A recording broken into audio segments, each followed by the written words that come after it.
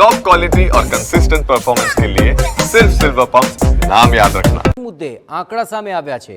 3 જિલ્લાની પ્રાથમિક શાળાઓમાં જ 2295 શિક્ષકોની ઘટ છે। જામનગર જિલ્લામાં 818 શિક્ષકોની ઘટ હોવાનું સામે આવ્યું। એ ઉપરાંત દેવભૂમિ દ્વારકા જિલ્લામાં 1266 શિક્ષકોની ઘટનો ખુલાસો થયો। સાથોસાથ ગીર સોમનાથ જિલ્લાની શાળાઓમાં 211 શિક્ષકોની ઘટ વર્તાઈ રહી છે। સરકારે જ્ઞાન સહાયકોની ભરતી કરવાનું જણાવી બચાવ કર્યો હતો। આ જ્ઞાન સહાયકોની સંખ્યા શિક્ષકોની ખાલી જગ્યા કરતાં પણ ઓછી છે। જામનગરમાં માત્ર 387 જ્ઞાન સહાયકો હોવાનો ચોંકાવનારો ખુલાસો થયો।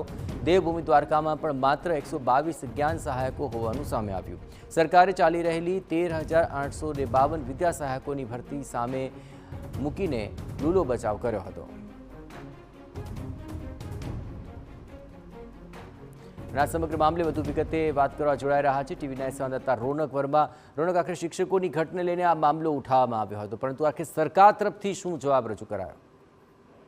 બિલકુલથી વિધાનસભા ચાલી રહી છે અને વિધાનસભાના પ્રશ્નોત્તરી કાળમાં શાળામાં શિક્ષકોની ઘટની પોલ છે તે આજે ખુલી છે।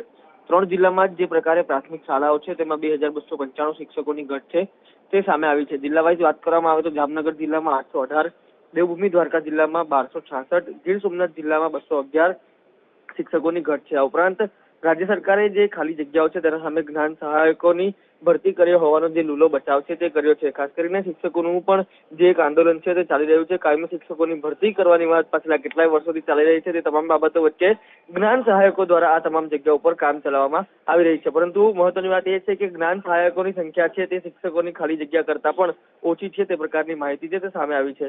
જામનગરમાં માત્ર 389 કરતાં પણ વધારે જે જ્ઞાન સહાયક તો દેવભૂમિ દ્વારકામાં માત્ર 122 જેટલા જ્ઞાન સહાયકો છે તે છે।